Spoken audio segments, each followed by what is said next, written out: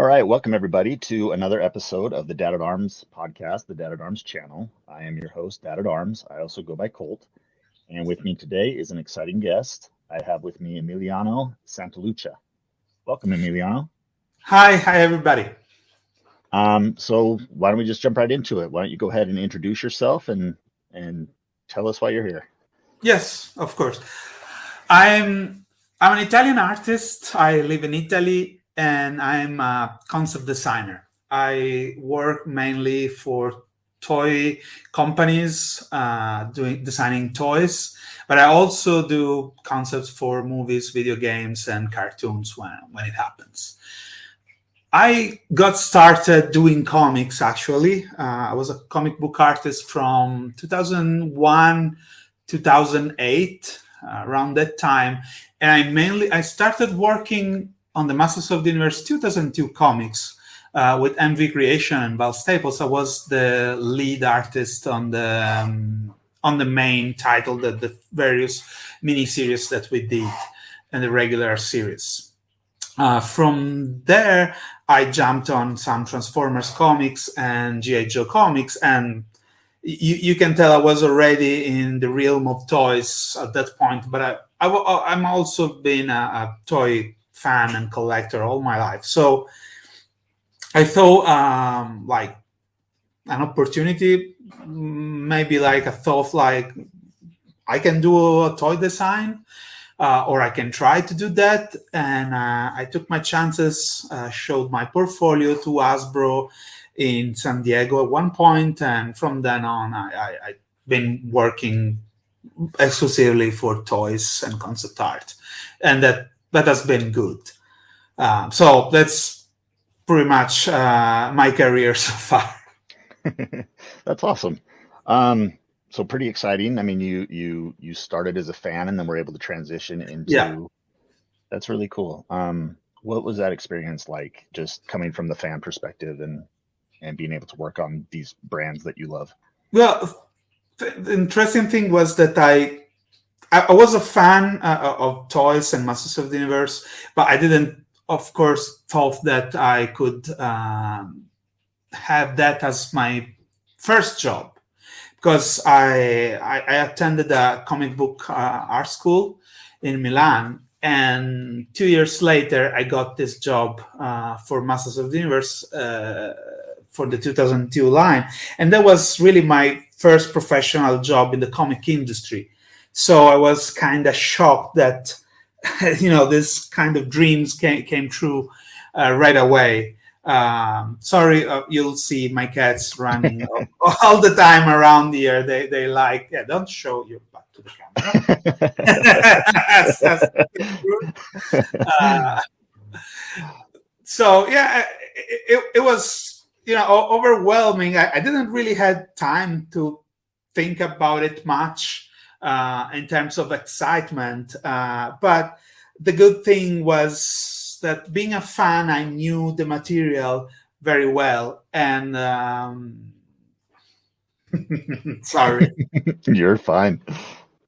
I knew the material very well, and I could bring that knowledge into the stories and the art I was doing.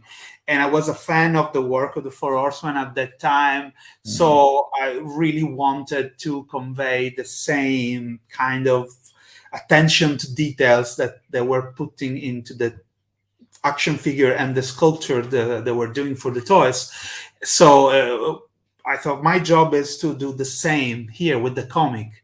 And I really went all in for that. And it was pretty stressful because, drawing all that stuff all the time, I realized it got me very tired about doing comics very soon, but it was fun. I love doing it. Absolutely love doing it. And I mean, probably I was much younger, and I didn't have the knowledge I have now of the brand. Of course, now that's been 20 years in the industry. There was probably also a little bit. I'm sorry. I don't know what she has right now. Of course, she decided it's the right time to cuddle, because they've been inside all day because it's raining. Ah, So they have to they have to they get have their some loves. extra energies to spend. I was I didn't had a lot of time to think about the excitement of being a fan involved in it, but with all the knowledge, being a fan and studying the subject matter, that was something I could bring into the stories we were doing and everything else that follow after. To be honest, after the comics, the next job I got was to help illustrate the cover and the graphics for the DVD box sets that were released in US for BCI Eclipse. That was a very, very interesting job. And even there, with the help of my good friend James Eatock and Alessandra Fucarino and others that all contributed to these releases, knowing the characters so well and having such respect for the original materials helped me in developing an attitude toward the work, toward working in this area that it's kind of a bit different from what you have when you do comics. Okay. Meaning that when you do comics, you really want to have a personality that is very strong and people can recognize you. So you draw to put yourself out there. When we did the BCI Eclipse DVD, it really wasn't about that. Like, okay, I'm doing the covers, but I don't want people to see me as an artist when looking at the covers. I want people to look at the covers and actually think that those covers were done by Filmation or by some artists that work at Filmation. They should have been completely. You shouldn't have been able to tell if they were new or old archival material, even if they were clearly new because of the coloring, etc. And so I learned how to give myself to the subject, to the character, to the brand, to the story we want to tell in certain cases. And that helped me a lot with the work I do now, because I have to do all kind of different jobs, from Monopoly tokens to Transformers to G.I. Joe to all sorts of things with My Little Pony. So every time I have to reinvent myself and change the way I work, the way I draw pictures, etc. And that was useful because my goal is not really, I know my art is not going to be seen by others. So my goal is not really making myself popular or recognizable. It's putting myself at the service of the brand I'm working on. Okay. Well, cool. That's an interesting perspective to see, the different ways that, with the comics, you reflect yourself, you put yourself out there, and then with the branded materials, you're reflecting the brand itself. And did you ever find that kind of transition between those two roles difficult, or was it kind of more of a learning curve? No, it was more a learning curve. It helped that I got to work with subject and characters that I loved. Mm-hmm. So, it was out of love for He-Man and Masters of the Universe that it was very easy to do that transition, because I wanted to respect the work of Lou Scheimer and all the artists at Filmation. So I didn't feel the need of representing my own work, putting my own style in those. So through the love of these people and their work, it was kind of, I wouldn't say it wasn't difficult, because of course I had to learn. I had to learn to do the Filmation style, etc. But at the same time, it wasn't a struggle or a pain to do it. It was fun. It was interesting. It was challenging in a good way. Awesome. So with Masters of the Universe itself, what's your personal history with the franchise? Like, do you have any fun memories to share? Of just how you enjoy this brand? Yeah. Well, I can say I have been a fan since the very beginning. We got advertisement of the toys in late '82 here. We were a year late compared to some other parts of the world and the US. So we got some early advertisement, and I was hooked from the moment I've seen the first ad on a magazine. And then we got some TV ads, and I decided I want to collect them all. And I did. It was like a conscious decision. I don't know why, because I was in completely different kind of toys. I was more in Japanese robots and Lego. But I saw He-Man, and I wanted to collect them. Of course, I never thought of that one day I would have worked with it, but definitely it stayed with me for all the time through 87, 88, 89, when we got the last figures here in Italy, the laser figures. And of course, I was really sorry when it went away and it was replaced by the He-Man line, the New Adventure of He-Man line.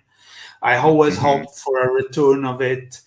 And when I got online the first time in 98, I think, or 97, I can't remember exactly the year.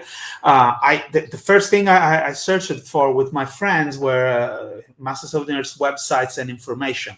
And I started learning about like Power of Grayskull, Hero, Heldor. I learned that the Giants were not released outside Italy. So, cool, we have something that nobody else has. I started learning about Filmation, more about the people that work in it. So that when I got online, it became more of something I was studying that I wanted to learn more about. And of course, the main thing, I think a pivotal point in my history with the brand was that when I was at comic book school, the third year you do a project, a single project. You have to create your own comic book from start to finish, writing, drawing, everything.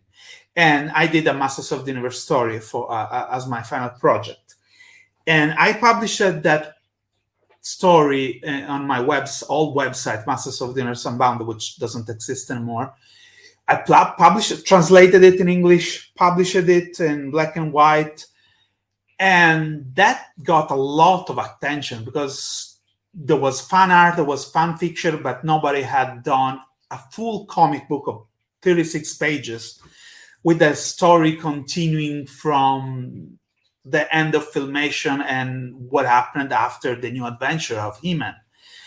So people really loved it. They still love it, apparently. And it got the right people attention. They got Val Staples' attention. So he asked me if I wanted to work on the new comic. So that put me in the spotlight for the fan base at that point. And I wouldn't say I became a celebrity, because definitely that was not the right term. But, I started to get to be known by people in the community. I started making a lot of friends. I got to know James Eatock and Josh Van Pelt and a lot of Eamon O'Donoghue, a lot of guys around. And especially when we started doing the comics and when I was participating in administrating He-Man.org.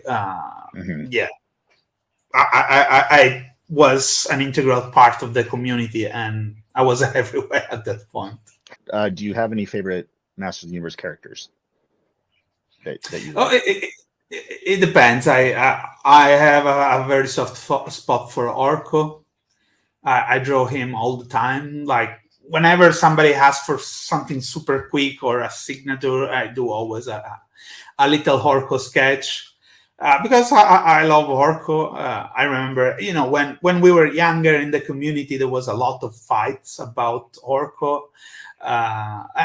That doesn't happen anymore, I think. I mean, people have accepted him as part of the franchise. But back then, it was a bit more controversial. Of course, I had to understand why I liked him so much, but it was a certain point of view for the audience into the show. So it was like the kids' highs. And I could connect to that. And I just loved him. I never found him annoying in the original series. It was just cute to me. But of course, speaking of toys, the first eight toys are my absolute favorite toys of all time. And I mean, I know a lot of great toys, but the main attachment I have is with these 8 figures and Castle Grayskull. And then I have my favorite movie character, which is Lubick, of course, because Lubick is a badass. It's absolutely silly. So I just love it. That's awesome. Well, he's certainly one of the standout characters in that movie because he feels absolutely, yes, standing next to He-Man and Man-at-Arms and Skeletor. And not really being intimidated by them. Yeah, he just rolls with it. He's like, okay, this is what we're doing. I'm bringing my shotgun. Okay, so let's kind of focus a little bit more on your professional history with the brand itself. With the 2002 comics, that was the first kind of, well, I guess it wouldn't be the first because we had the New Adventures that kind of did some rebranding of He-Man and stuff like that. But this was kind of a good, solid reboot that gained a lot of traction. What was that like for you? To be able to jump into this big effort to reboot Masters of the Universe for a new generation. It was, of course, I said it was a dream come true, even if I never actually thought that could be possible. But it was feeling like I was in the right spot at the right time, being part of this big effort, because at the time there was a big effort from Mattel and from everybody working on it. And I felt like, oh, that's exactly where I wanted to be. So it was incredibly exciting seeing all these new toys coming in, all the preparation behind the scenes, the planning for the comic. I just, as I say, I was too busy to be super excited because the comic has a very tight schedule and pace. So there was never a time where I could, jump up and down and say, oh, I'm doing this. But the feeling was definitely there. I was ecstatic. And also the very great part of it was that I immediately got to know the people involved. I went to San Diego in 2002 and I met the Four Horsemen. I met people at Mattel, some of the people that also worked on the original line. I remember meeting Dave Wolfram. And I didn't know a lot back then about that. But it made me feel part of that world right away, even if I was just a kid, basically. And so it was great. I didn't know what that could lead to, but at that point, I was very happy with what I was doing. I wasn't dreaming for more. I was just, okay, this is great. This is a great start. Let's see where it leads. Awesome. And then from that, the next, you said the scene were the BCI Eclipse DVD covers. And I like what you said, how you were reflecting the Filmation style and Filmation, feel of how you approach that. there any, I guess, were there any,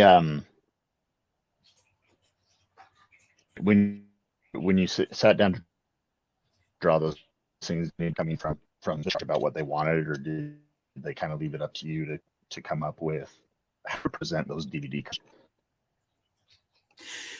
I would say it was a collaborative effort. There was a graphic designer at BCI DVD, David Levine. There was Andy Mangles, that was our consultant and giving suggestion, and it was the one that talking to Lou all the time. And there was James Eatock, which is the expert, which was suggesting me a lot of time what I could do, what character was best for certain things. And I relied also a little bit on my instinct. I remember we did a lot and lots of layouts for the 10 Best DVD. It was, for people that don't know, we first released a 10-episode collection in 2 discs that was called the 10 Best Episodes of He-Man and the Masters of the Universe. So there was a lot of try out different layouts, and we didn't like that. We didn't like something else.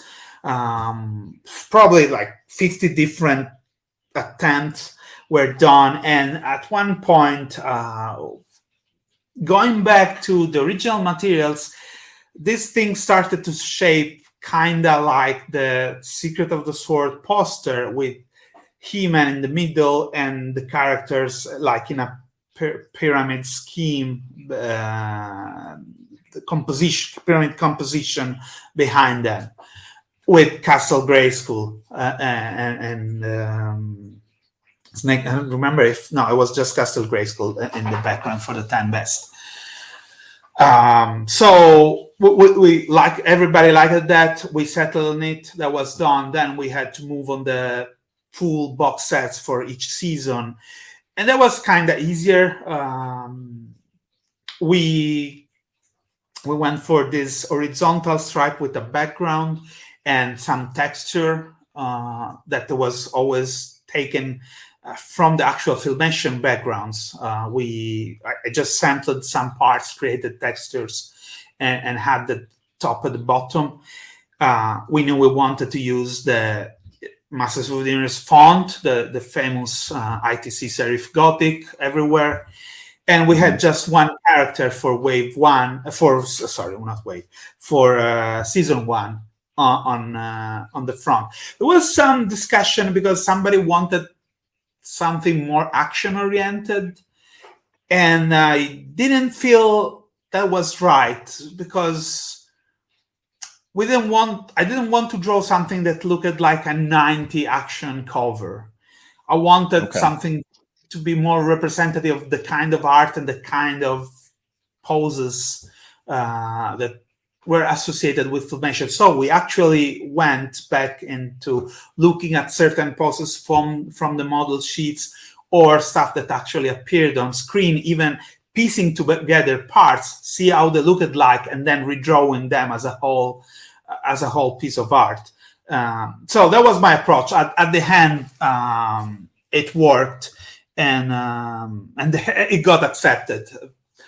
I must say there was one time that I won, I would say, but it didn't go that great, because I put together, here's the other one, because there are 2.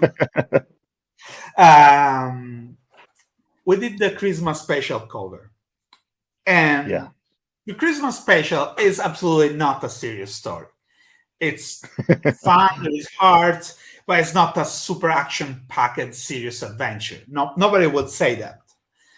Sure. So I wanted a cover that would reflect that. So I put the kids, I put the Christmas tree in it. We actually had the Christmas tree from the show, like a scan of the actual Christmas tree they use in the show. And all the characters together, hugging each other, singing maybe. It was very Christmassy. And the owner, there was entertainment rights at that time, the owners of the He-Man and entertainment rights, sorry, the company is called the same, was called the same. They complained about it. They didn't want it. They wanted something serious on the cover, something where Hordak was the big bad guy. And actually, they didn't want Hordak, forgetting that he is in the story. They wanted He-Man and She-Ra ready to fight, etc. And I really had a nervous breakdown one night. I was in US, and I was almost, well, I think I cried that time because they had asked for change and changed and changed. And at one point I said, they're destroying this. This is not what this show is about. It's wrong to do it anyway. That is not what we're doing here. And I must say, BCI Eclipse stepped in and say, no more change. This is the cover. This is right for this show. It represents what's inside. We're not trying to fake something that isn't there. So we got it, and the cover stayed what I wanted it to be, and it was a happy ending, fortunately. Good. Well, that's good. I'm glad it ended well for you. Yeah. Well, hopefully for the fans too, because I hope that we gave the fans a nice cover for that show. Yeah, I've got it on my shelf over here. I think it's a wonderful cover. Thank you. I'm looking at the side profile of the spine. It's got Adam there in his Santa Claus outfit. So I think it looks great. Thank you. So kind of skipping forward to where you're at now. I know you do work with Mondo. Yes. With the large scale action figures. Yeah. You've also done a little bit of work with the pop culture statues for Masters Universe. Is that correct? Yeah. I designed all the statues that they did in Filmation style. Okay. With the Mondo figures, I have the deluxe He-Man here on my shelf. With the 3 different armor sets. Can you kind of tell us a little bit about what that's like, designing those figures? Yes. To tell the story, I was in San Diego, and I learned about the same time they announced this line of figures, and there were the concept art was shown. So I walked up to the Mondo booth, and I asked who I had to talk to about that line. And they introduced me to Brock Otterbecker. And I talked to Brock, and I said that I was a toy designer. I showed my portfolio. I said, if you need somebody else working on this, I'd love to work on that. And they told me that actually the guy that did the first 2, Dave Raposa, was doing just those 2, He-Man and Skeletor. And they were basically looking for somebody to do them after He-Man and Skeletor. And I said, yeah, you could do them. Okay, I will. Awesome. So it took some time. Well, it didn't happen right away. It was probably 2 years later. Then they gave me Man at Arms. That was the first figure I did. We had the body. The body was done, so I had to work around the body they had. And my approach was immediately the one that I always use when I work on Masters of the Universe, going back to the original sources. And in the middle of all this stuff we talked about, there was the experience with the Power and Honor Foundation. So my research of original materials, talking to the original creators, learning a lot about the history of the brand, especially the artwork, which is what we do, collecting the artwork is what we do at the Power and Honor Foundation. And so on Man at Arms, I went back on trying to incorporate elements from the original concept art, trying to enhance the original feature of the figure. So me and Brock immediately were on the same page about doing the ball separating from the mace attached to the chain. That was an original idea in Mark Taylor's artwork and the original B sheet he did. So I wanted them to look a bit more like themselves, more than they did on He-Man and Skeletor originally. Of course, with some twists, because we wanted to give them the Mondo flavor, but also with the attention to the history, because there were elements that were sacrificed for tooling purposes and financial purposes in the original figures. So, for example, when we did Merman, which was the second figure, I did his trunks with this hanging stones and seashells and other things. And we tried to, of course, much more complicated, but his gloves and the shin guards, etc., stuff that kind of reminded of Mark Taylor's idea. Of course, there was surely some reminiscence of the work that the Four Horsemen did too on those figures. And Brock had some crazy, cool ideas like this sort of shark mouth surrounding and the entire head of Merman. And then adding accessories and taking accessories from the cartoon, but drawing them as they were more realistic. Another thing in my approach, now that I think of it, is with these figures, because of the amount of details that we can put in them and the different materials we can use and all the paint applications we can use, I also try to think about what they would look like if they were movie costumes or movie props. So I try to go into more not realistic, meaning that the originals are too silly and they have to be changed. But what if the original existed in real life? What details it would have? What materials it would be made of? So I usually use that on every figures we do. And so far it worked, I guess. They gave me many more after those two. And I'm still doing stuff. I've been doing a Mondo item just today. There is some pretty cool stuff coming out. Awesome. Is there any... I've seen some of the concept art that they've shown at different events and stuff like that. I think we've seen the deluxe Skeletor. Yes. That'll be similar to the He-Man with the three armors. Yep. And I think I saw a Tila. Are you guys doing a Tila? Is that something? Yeah. Tila. Yeah. That'll be fun. Yeah. That's the one I'm looking forward to. The Skeletor and then Tila. Yeah. But both Skeletor. I mean, it's not out yet, so I cannot say much. They didn't show much either of Skeletor, but the approach was very... I did He-Man and Skeletor together. Okay. So the approach was very similar.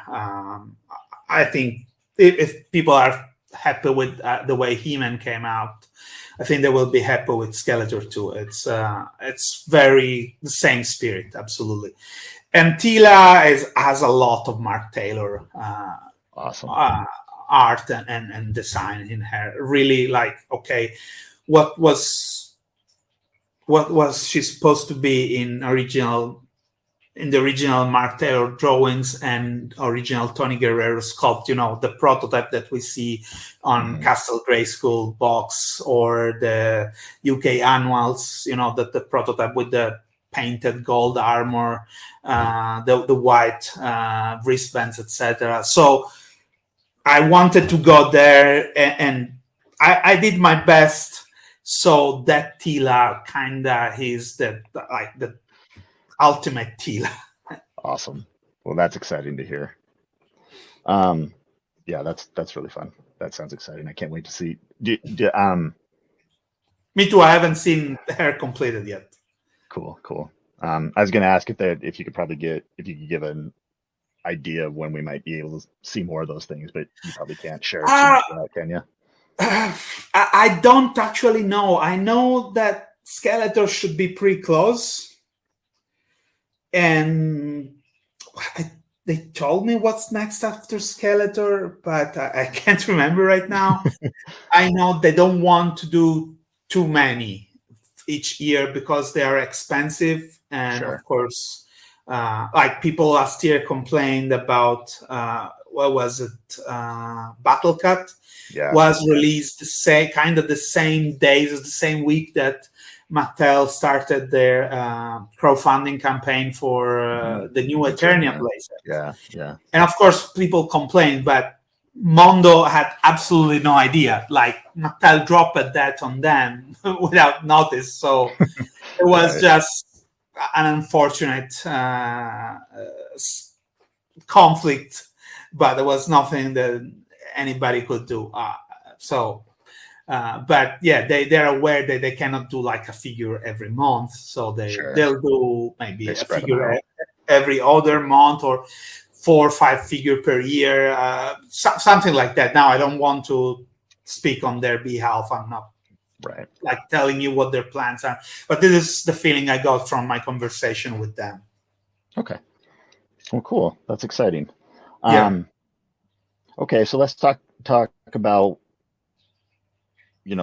more of a personal project of yours. I see him on the shelf behind you, the Legends of Dragonore. Let's talk about that project. Yes. Started out, if I remember correctly, you wanted to call them the Lords of Power. Is that right? Yeah. Yes. And then you had to change the name because we changed the name. We changed a few other things. Yes, but okay. You know what? For the best, probably. Oh, good. I think that giving the audience a bit of a timeline, we started with a lineup of figures that had a certain look, a different name. We got some complaints about the look, etc., possible conflict of in that look and name. So we decided, okay, we'll change them. It was our idea to change them. How we changed them was completely our decision, and that actually forced us to be even more creative with what we wanted to do. So everything before was kind of inspired of old material. Now it's everything is more original. Okay. So, and now going even more back in time, this whole project started now a few years ago when me and my good friend Per Browner, which is a toy designer too and a 3D modeler, awesome 3D modeler. If you guys have a complete collection of Masters of the Universe Classic, there are some figures that Per sculpted. Trina and Roboto, if I'm not wrong, are completely by him. Okay. The Filmation Roboto, of course. Right. So we always wanted to do something on our own. It was like, it would be cool to do our own toys. But of course, there is the fear of failing, the fear of not being good enough, the fear of not knowing what to do. And also, actually, we lacked the right contacts. I had some contact, but we got to a point where we felt, okay, now we have almost everything we need. We have a factory. We have people that can help us with engineering, etc. So we can do it. And we decided to start a company.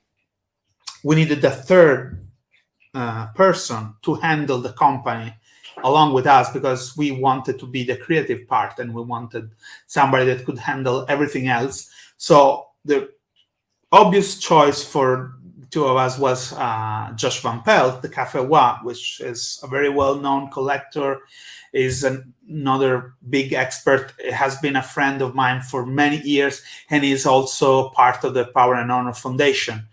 Okay. It's actually, me and Josh started the Power and Honor Foundation. So we went to Josh and said, would you like to do this with us? And he said, yes, of course. Not even thinking about it. And we did it. We created the company. And this was not our first. Legends of Dragonore was not our first project at all. We were working on a completely different line, which we hope to do at one point. But now it's the right time to tell the story, because we're doing an exclusive for PowerCon. There's going to be a 3-pack of our figures for PowerCon with a special packaging. And there is Barbaro and Oscuro and a very special edition of the Divine Armor of Power in the middle. And this exclusive is kind of one of the reasons Legends of Dragonore exists, because we were working on this other line, and I got in touch with Val, and we were talking about, exclusive for the convention, having other companies doing exclusive, not anymore Mattel. And I said, I hadn't told him yet. I said, well, I have now this little toy company. We're developing a line of figures, and we have other projects. What about us doing an exclusive for your convention? Mm-hmm. So yeah, that would be great. And then from then on, I was okay. Now we have to. I had this line that maybe one day we would have done. And I said, okay, let's do this. Let's focus on this. We talked with Josh and Per, and we said, okay, let's go with this fantasy line, with this 80s toys inspired line. We developed it, of course. Once we learned all the timing involved and all the process, there was no way we could do the exclusive for last year, which was the original plan. Mm-hmm. We couldn't even have the toys ready for last year. We believed that we would have toys ready for last year, but there was no way. So we developed the toy, we started selling the toys, and we developed finally the exclusive for this year convention. So it still is a very interesting process. Our figures are being produced right now at the factory. We pre-sold them last year directly through us and through other shops and distributors. And now that they're in the final phase of production, they should be ready in weeks, basically, less than a month. That's what the factory told us, at least. Then there is the shipping from China, of course, which takes, unfortunately, 30 to 40 days. Mm-hmm. And finally, the Legends of Dragonore will arrive, part in Europe, part in US, and they will be sent to the customers. And awesome. From then, once our first wave of figures, which is this one, will be in the hands of customers, will finally proceed and do wave 2 and wave repaints, and we'll do the dragons that we hinted about. This is the start of this adventure, and we hope that once people start to see them, having them in hands, talking about it, it will grow and become more popular, so we can do a lot of other cool things. Because stop me if I talk too much, by the way. Talk as much as you want. I love it. There is a lot to talk about when you do your own toy line. The lot of things to learn about the process, a lot of issues that you come across, a lot of challenges, especially financial challenges, because doing toys is super expensive. And so everything you do has to be planned very carefully. So when we do a line like this, it's all about how many unique pieces we can create. So, okay, we do everybody said we did quite a lot of parts for this line. And, but the secret is trying to use each part as many times as possible. So the mold, the number of molds you have to create is smaller, and you can reuse those parts for multiple figures. So basically, except for the Divine Armor legs, the legs are all the same for the male figure and same for the ladies. And that helps saving money when creating an entire lineup of figures.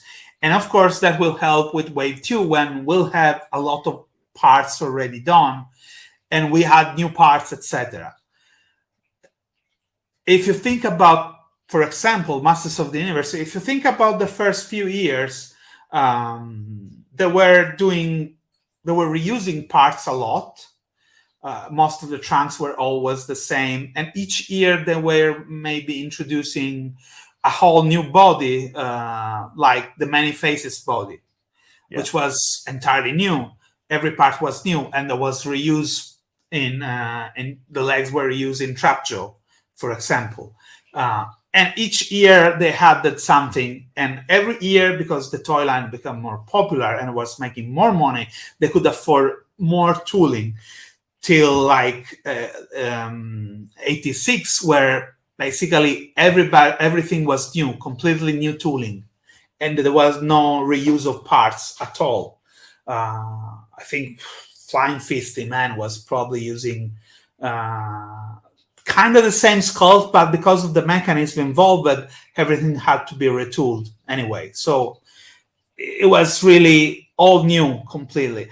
So what we hope is that our line become not as successful. Of course, it's a small collector line. It's not for kids, but successful enough where we can afford more tooling, because we have drawn a lot of figures already. We have crazy ideas, stuff with action features and gimmicks, working gimmicks. Cool.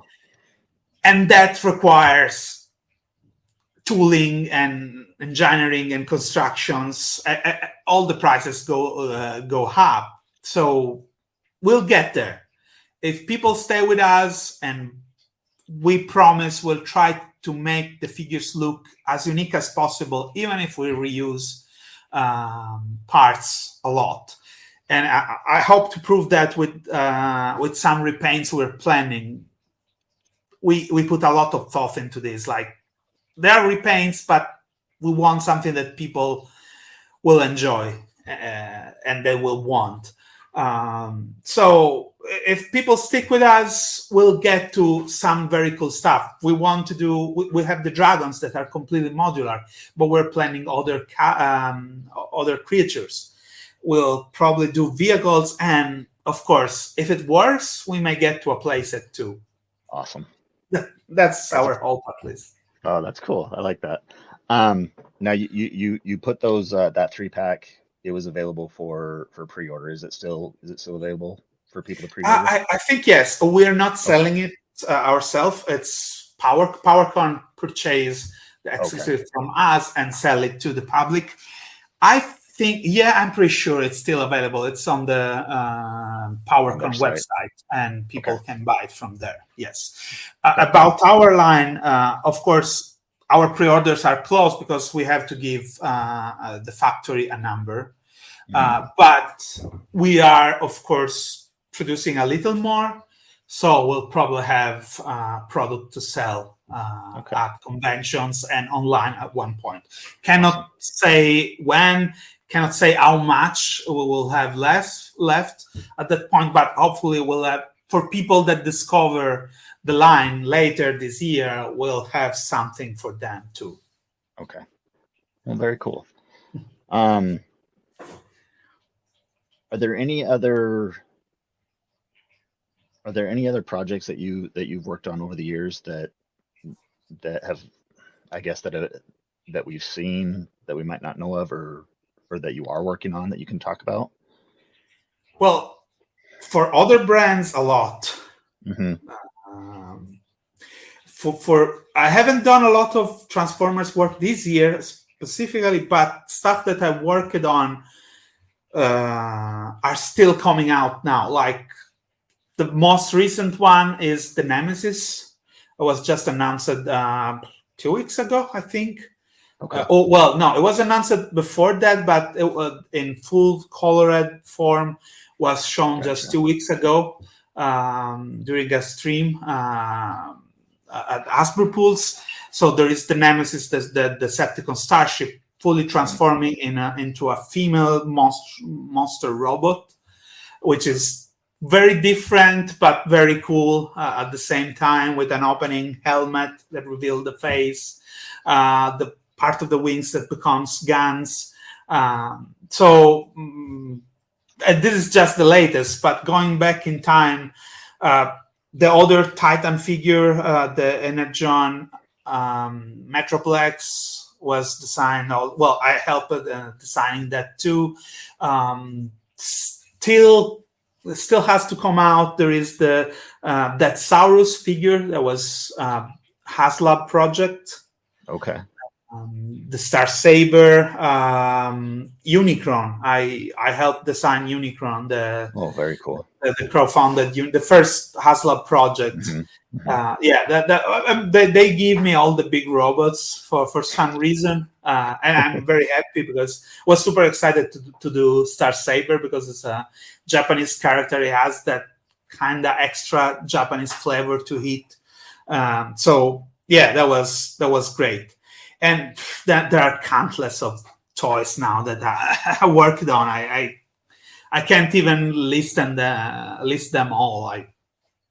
I don't know how many I did in 14 years. I mean, we're approaching 15 years now in the industry. But yeah, lot of Transformers, Marvel stuff, Iron Man stuff for sure. Some G.I. Joe stuff, which I'm not sure if it came out or not. Sometimes you even lose track of what is actually released or not. But yeah, plenty. And we do also plenty of internal exploration that maybe never see the light of the day, unfortunately. But it's still very cool, and there is always chance that comes back and maybe initiate another arc of exploring a brand and maybe create finally new products. So awesome. It's a lot of different things, but yeah, I should probably start a list somewhere to all the products I did. But yeah, there is. If you bought the Transformers in the last couple of years, there are good chances that I worked on it at one point. That's cool. That's awesome. Let's talk a little bit about the Power and Honor Foundation. Sure. And the work you did with that. Can you kind of explain to people what it is, did, and what your goal was with that? Yeah. I have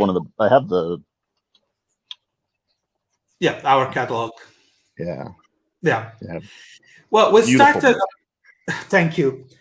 The foundation really started because Josh had acquired this large collection of concept art and prototype from Roger Sweet, and he really didn't know what to do with it. Like, he purchased it, he was going to sell most of it, but it was too cool to not be shown to people. And we talked about it. How can we do that?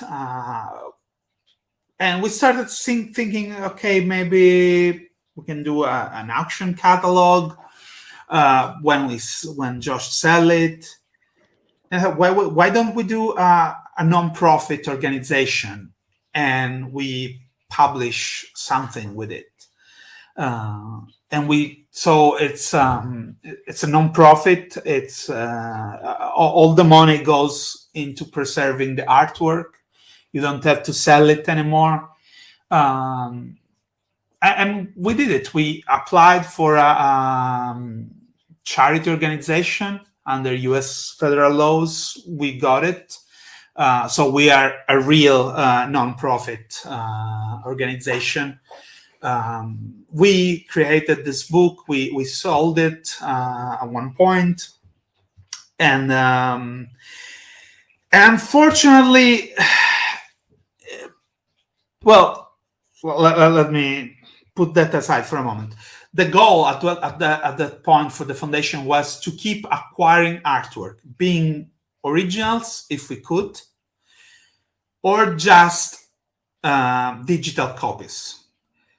It was important to create this digital archive or artwork and photos that we could eventually share and use for different projects. So some artists sold us their artwork, like we bought all Errol McCarthy artwork. And some just let us scan what they had at home, like Dave Wolfram or Mark Taylor and Ted Mayer. And so we created this huge archive that was and still is constantly growing, because from time to time we get new stuff. With the idea, okay, we did this first book, we'll do more. Unfortunately, that wasn't possible. And for years and years, it was a struggle of trying to get an official project off the ground. Mm-hmm. And for multiple reasons, that was never possible. We got to work on other projects. So when Dark Horse needed somebody to take care of their vintage concept art section, everybody suggested to talk to us, even Mattel. So we came in, we helped at Dark Horse, we contributed with a lot of artwork for their the art book they did. And that was nice. We got recognized, we had our name in the book, we did it absolutely for free.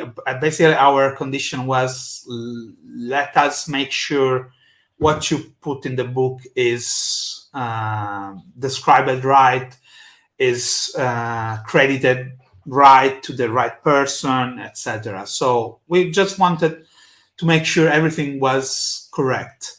And we did it. We did that book. We tried to do more with Dark Horse, but that wasn't possible. They were not interested in the kind of projects we wanted to do. They changed their mind eventually, because one of the things we wanted to do was a toy guide. And they said, no, we don't want to do a toy guide. Then later on, Val was able to convince them, and they did their own toy guide. At one point, we were in talk with other companies about doing something, but it always fell off because of Dark Horse was already doing it. Somebody didn't want to go to offend Dark Horse or compete with Dark Horse, etc. Even if Dark Horse doesn't have an exclusive license. In fact, there are other books that are not by Dark Horse. And so when the foundation, we started collaborating with Super 7. Okay. And what we did with Super 7 was very cool, because it was our products. We were releasing the products, and just selling together with Super 7. So they were branded as Super 7 products, but everything from start to finish was done by us.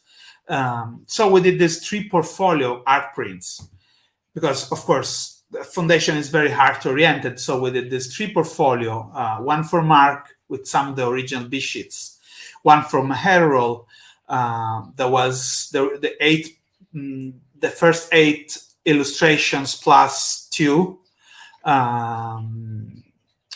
that had to be recolored, because he only had the black and white art, the original art. It didn't have the copy that went to Mattel with these colors. So I recolored them, trying to make them look exactly like the old ones. I didn't try to anything different. And then there was the Rudy Obrero portfolio with the first year box art. Fortunately, that was because between us and Rudy, we were able to collect all digital or physical, like slides and transparency, because Rudy doesn't have any of the originals. They're all paintings, I mean.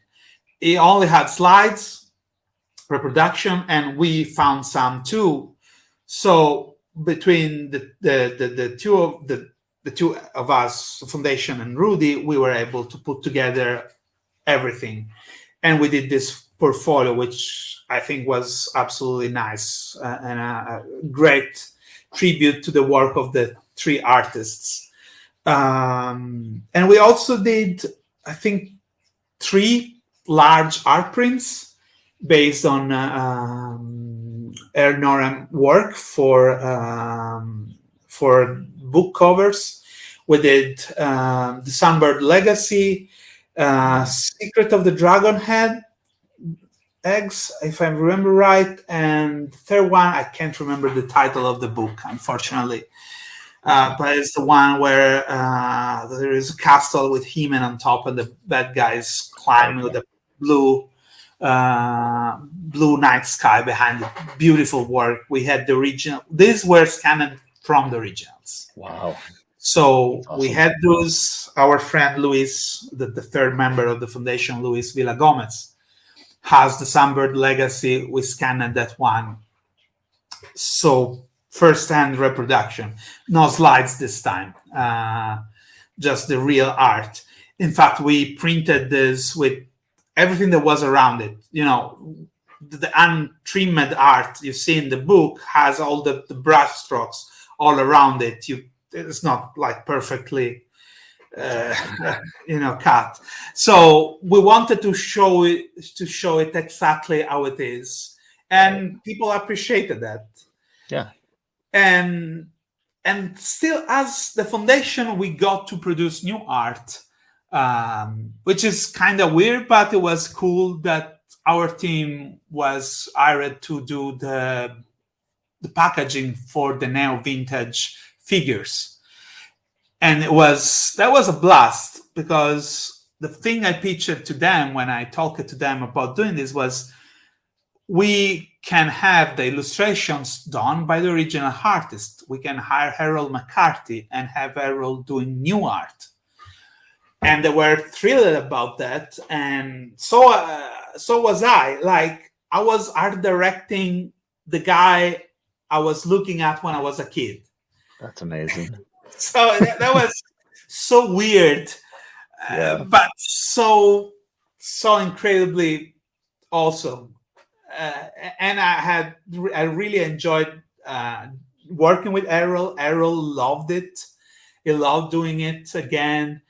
I had to paint the little cross cell for each figure, so I did that myself. Eventually, we got other artists involved too, because we wanted to have more variety, not just Errol. So we had Emanuela Lupacchino, Marco Failla, which are popular comic book artists. I did some myself. It was a nice variety of things. And fortunately, we also got to do Eldor and Hero, which was something I've been pushing Super 7 since the beginning. And they realized that was the right thing to do, because they heard it from a lot of people. You should do Eldor and Hero. Mm-hmm. And of course, there are reproduction of, proof card of Eldor's packaging. So we were able to reproduce it, because we had some parts of separated parts for the packaging. So like the background without the logo, anything. I had already painted the logo for myself years ago. So I had the digital logo that looked exactly like the original. And also we had the original art from Errol, the inked drawings. And because I had some reference, I could color it again. And so Eldor's packaging was exactly like the original one. For Hero, it was a bit different, because we've never seen a proof card of Hero packaging. It's possible that it exists, but we don't know. Oh, but we still we had the original artwork by Errol. Mm-hmm. So I guessed it. Like I said, okay, I'll put together this packaging, thinking what it could look like. And one thing that was important, that we had the background, the back illustration for the card. And the card was very wide. It was horizontal. It was less tall than the others. kind of like the illustrations for that Errol had done for Flying Fist or Terror Claws. That means that Hero was probably going on a deluxe card. Okay. And also the instructions, the little squares that were put like in 2 rows of 3, so they were going to occupy a lot of space. That also was a hint that was going to be a deluxe card. So what was going to be in this deluxe card, I don't know. I guess that the weapon, the stuff it has was so big because it had an action feature built in it. It was so big that it was probably going to be packaged on the side of the card, like Flying Fist accessories, etc. So that was my theory. We put together that card, and I think it looked great. It made justice to it. I guess that the coloring on the background, on the back card, the illustration where there is Hero fighting with Megator, which is cool because we see Megator again. Of course, I know at one point somebody will discover the original layout for that packaging, and I will say, "Oh, damn." You got it wrong.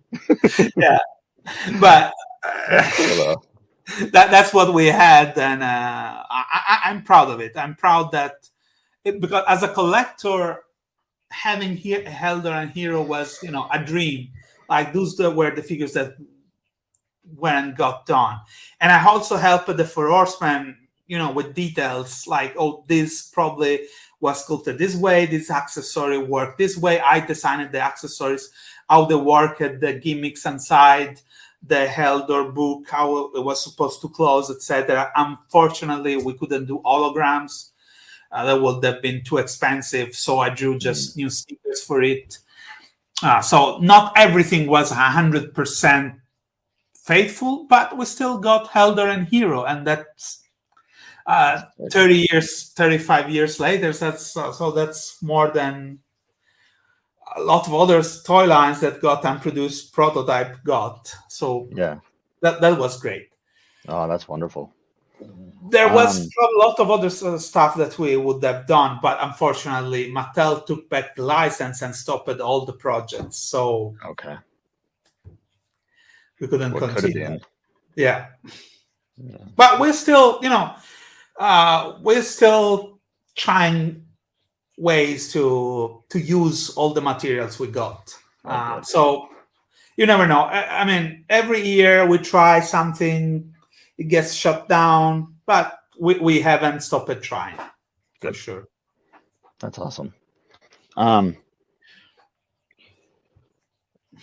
don't know if I have any more questions for you other than just some closing questions, get your closing thoughts on some things. I guess in your opinion, why do you think Masters of the Universe is so loved and has such a lasting appeal with its fans? Well, yeah, I've been asked that question before, and it's of course it's difficult trying to understand it completely. Of course, it was groundbreaking at that time. It did a lot of things for the first time. So part of the enduring appeal was because it made such a great impression the first time it was done. Like, it was the first cartoon that was syndicated in US. It was the first kind of modern action figure as we know it, done that way. Before, we had just the 3.75 inches figures, or like more action doll like G.I. Joe, the big G.I. Joe and Big Jim.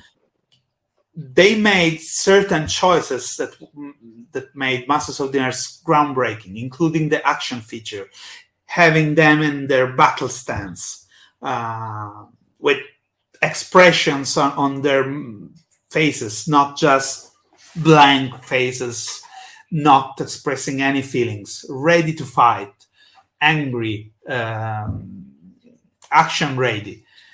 So all the stuff was important because you make a splash right away in the market and in the eyes of the customers. Mm-hmm. And of course, the very basic designs by Mark, because they weren't Baroque designs or very complicated designs. It was a merge of elements that were kind of we had seen in Frazetta art and Conan, etc.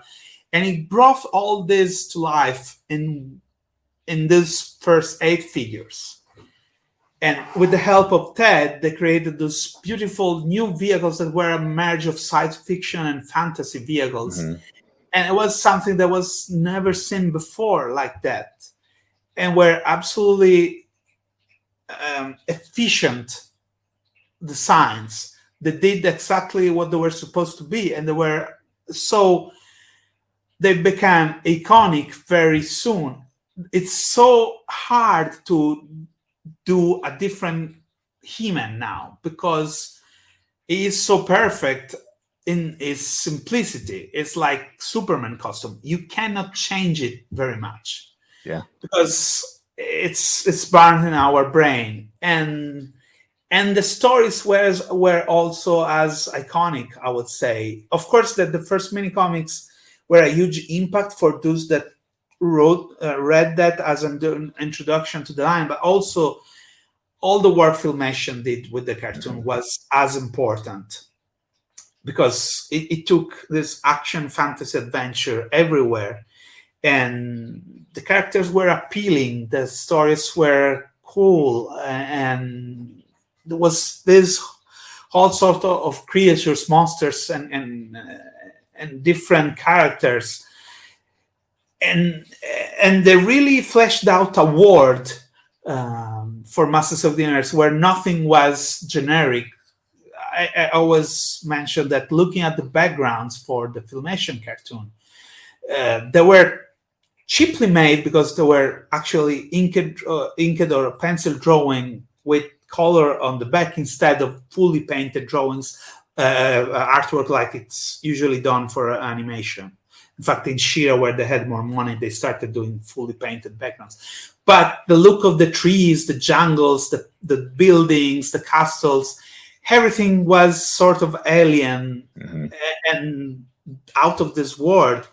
So, of course, as kids, we were completely captivated by those. And for me, at least that was my experience. And I think I got maybe too much impressed by those. But I think I shared the experience with millions of kids around the world, and that's what made He-Man such an iconic brand everywhere. Yeah, it's one of those brands that's instantly recognizable. Yeah, even when you see, every now and then you see other toys that are mimicking that style, and you instantly know what the callback is too. But yeah, no, I like what you say about the Filmation cartoon and just how alien everything looked and how imaginative it was. And as a kid growing up during those days, it sucked us in. It really was something wonderful. Yeah, and the toys too. One thing that is one of the things about Legends of Dragonore that we're kind of trying to do is one thing that is missing in today's toys, in most of today's toys that are based on nostalgia, like Masters of the Universe, also Transformers, etc. When we were collecting Masters of the Universe, one of the coolest part for me was expecting new character, new vehicles, new creators every year. I knew that coming next year there will be new stuff, and I couldn't wait to learn what that new stuff would be, what crazy stuff they could come up with. And I knew that every year there was something better and cooler, like when the Evil Horde came out. I was completely surprised. Oh, a new faction, and these figures are completely different, like Mantenna, 4 legs, and Modulok and Leech. And wow, I was amazed by those. And now, we get great toys again, but we're missing that part. And now that I'm doing my own toys, I want to bring back that. Like, I want people to wonder, what are we going to do with Wave 2? What sort of characters we'll do with Wave 2 and Wave 3? What other crazy stuff we can come up? The excitement of expecting and finding out something completely new, something that is not based on something that you knew before. It was part of the magic of Masters of the Universe. It wasn't just that you loved what you had, but the expectation of something new and cooler was part of the magic, I think. Yeah. Love it. Well, Emiliano, thank you so much for chatting with me today. Thank you, Colt. It was such a pleasure. Yeah. Before we go, I always sure. Before we go, I just want to give you the opportunity to share with people where they can find you. Oh yes. Yeah. Of course. I have on Facebook. You can find me on Facebook, where I'm pretty active. I mean, at least I read. I have my page, Emiliano.Santalucia.artist is my professional page, the page probably that you want to look for and follow. Then I have my own personal page where I post pictures of my cats. So maybe you don't want that. And I have also the Instagram page, which is just one. So you get kittens and toys at the same time. And that's, you look for my name, you'll find me. I think on Instagram, but I mean, if you look for Emiliano Santalucia, you'll find it, but it's Santalux or Santalux75. I can't remember. I don't use Twitter, but also very important, of course, is our company's website. It's formotoys.com. We have Instagram, Facebook, and our website, which is formotoys.com. Please check them out. If you like 80s toys, probably you may like our products. Awesome. And I'll provide all of that information in the description for this video. Great, awesome. So people can just go down there and find those links. Oh yeah, that's fantastic. Thank you. Awesome. Thanks for watching. You can find me at Dad at Arms. I'm on YouTube, I'm on Instagram and at Twitter.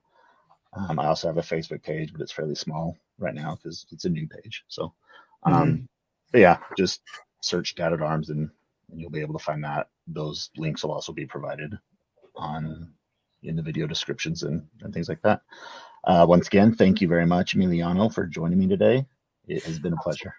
My pleasure too. Very happy to share the history and the feelings about our favorite toy line.